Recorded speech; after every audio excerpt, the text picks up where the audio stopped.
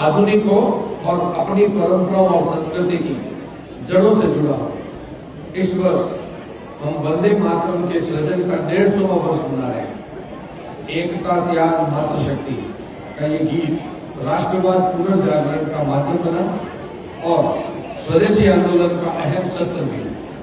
वंदे मातरम का जयघोष सन 1905 में मातृभूमि के प्रति अटूट श्रद्धा और औपनिवेशिक शक्ति के विरुद्ध संघर्ष का प्रतीक बन गया। राष्ट्रगीत वंदे मातरम के प्रभाव की तीव्रता इतनी अधिक थी कि तत्कालीन बंगाल के गवर्नर लॉर्ड कर्जन ने वंदे मातरम के गान करने वालों को ही गिरफ्तार करने का आदेश दे दिया था। वंदे मातरम केवल एक गीत नहीं, ये हर भारतीय की आत्मा की आवाज है। वर्षों से ये राष्ट्रगीत स्वतंत्रता, स्वाभिमान और राष्ट्रीय एकता की चेतना को जागृत करता है। आज जब हम अपने संविधान की गरिमा और अपने गणतंत्र की शक्ति का उत्सव मना रहे हैं, तब वंदे मातरम हमें याद दिलाता है कि हमारा गणतंत्र केवल शासन व्यवस्था नहीं बल्कि मातृभूमि के प्रति समर्पण की पवित्र भावना है।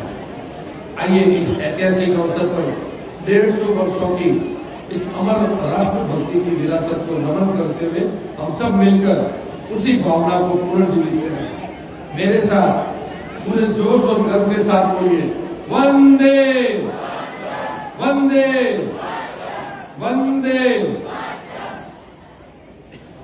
बकिंगम दा ने सुजलाम सुफलाम मलयज शीतलाम पंक्तियों की रचना में स्वच्छ जल, भरपूर फल फूल उपजाने वाले और स्वच्छ भारत की परिकल्पना की। बंकिम दा की वही संकल्पना आज देश के यशस्वी प्रधानमंत्री श्री नरेंद्र मोदी जी के नेतृत्व में नमामि गंगे, किसान समृद्धि और पर्यावरण संरक्षण जैसी नीतियों के माध्यम से धरातल पर उतर रही है। संविधान और राष्ट्रगीत की मूल भावना को केंद्र में रखकर माननीय प्रधानमंत्री जी के नेतृत्व में देश न केवल राष्ट्रीय स्तर पर अपितु अंतर्राष्ट्रीय स्तर पर भी अपनी उपस्थिति दर्ज करा रहा है। आज भारत भविष्य की तकनीक आर्टिफिशियल इंटेलिजेंस के AI इंडिया इम्पैक्ट समिट का आयोजन इस वर्ष फरवरी माह में दिल्ली में करने जा रहा है, जिसके 3 मूल स्तंभ हैं। People, planet, progress. यानी ये तकनीक आम जन के जीवन को आसान बनाने के साथ साथ पर्यावरण और जलवायु संरक्षण के साथ आर्थिक वृद्धि को बढ़ावा देने वाली है। आज शिक्षा, स्वास्थ्य, कृषि, जन कल्याणकारी योजनाओं का प्रबंधन, आपदा प्रबंधन एवं आकलन, अनुसंधान, गवर्नेंस, सुरक्षा, वित्तीय बाजार आदि में AI का उपयोग विकसित भारत के लक्ष्य के साथ संरेखित है।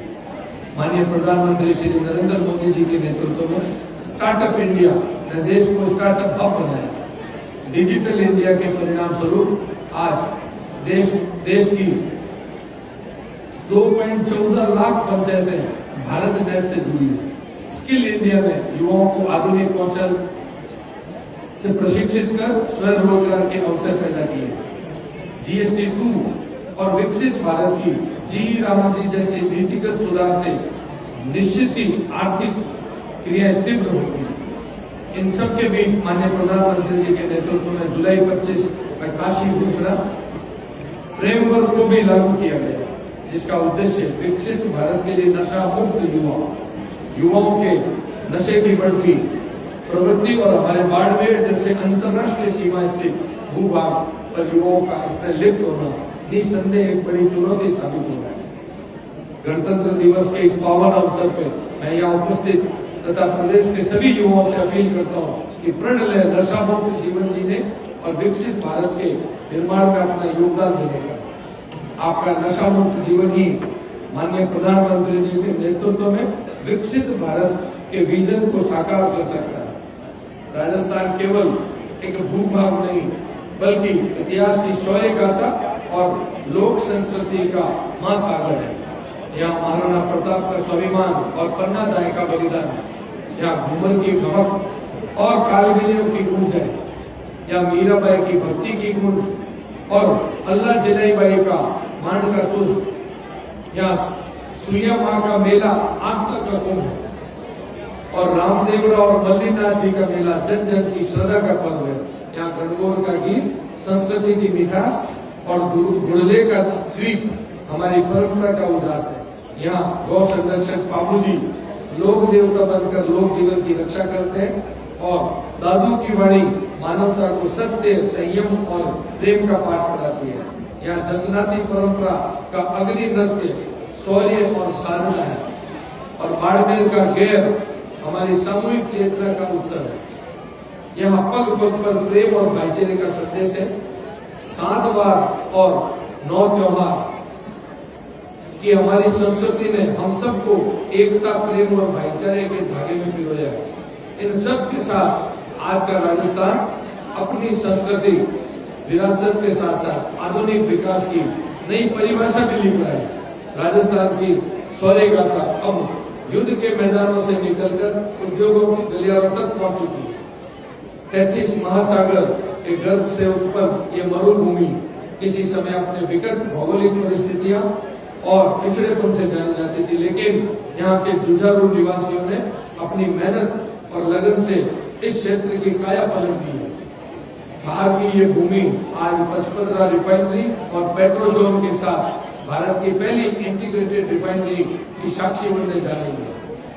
यह परियोजना इस क्षेत्र के युवाओं के लिए रोजगार और कौशल विकास का नया आर्थिक युग शुरू करेगी। प्रदेश के यशस्वी मुख्यमंत्री श्री भजनलाल शर्मा जी के नेतृत्व में वर्तमान सरकार ने अपने 2 वर्ष के छोटे से कार्यकाल में अनेक उपलब्धियों को हासिल किया। इस दौरान राज्य में 5344 मेगावाट की नई क्षमता का विकास हुआ, जिससे 22 जिलों में किसानों को दिन में बिजली उपलब्ध कराने का कार्य संभव हुआ है।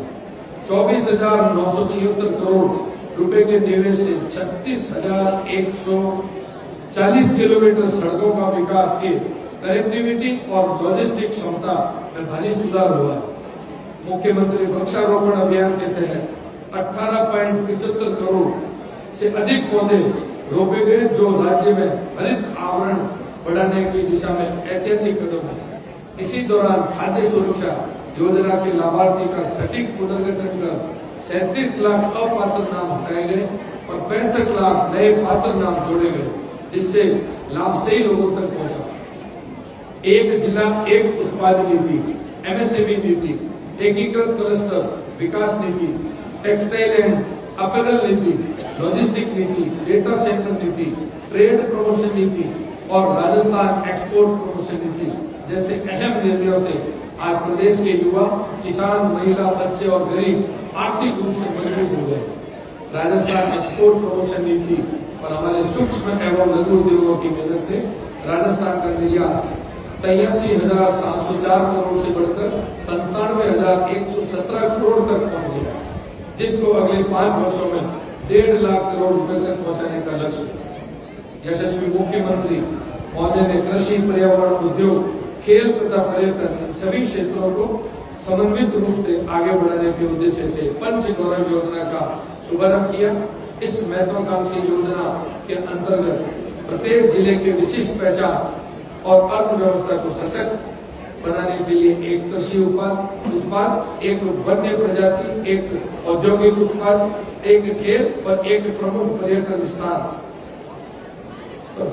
स्थल का चयन कर उनके समग्र विकास का संकल्प लिया गया। इसी क्रम में बाड़मेर जिले में इसबगोल को कृषि उत्पाद, रोहिडा को वन्य धरोहर, कृषिकाकारी को औद्योगिक कला, बास्केटबॉल को खेल के रूप में तथा ऐतिहासिक धरोहर किरणु मंदिर को पर्यटन स्थल के रूप में चिन्हित किया गया।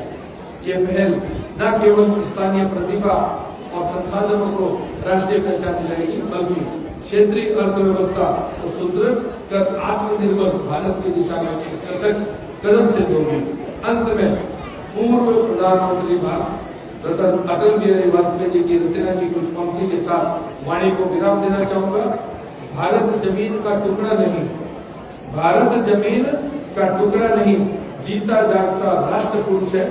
ये चंदन की भूमि है, अभिनंदन की भूमि है। ये चंदन की भूमि है, अभिनंदन की भूमि है। ये तर्पण की भूमि है, ये अर्पण की भूमि है। इसका कंकर कंकर शंकर है, इसका कंकर कंकर शंकर है, इसका बिंदु बिंदु गंगा जल है। हम जिएंगे तो इसके लिए, मरेंगे तो इसके लिए। बहुत बहुत धन्यवाद। जय हिंद, जय राजस्थान, भारत माता की बहुत बहुत धन्यवाद।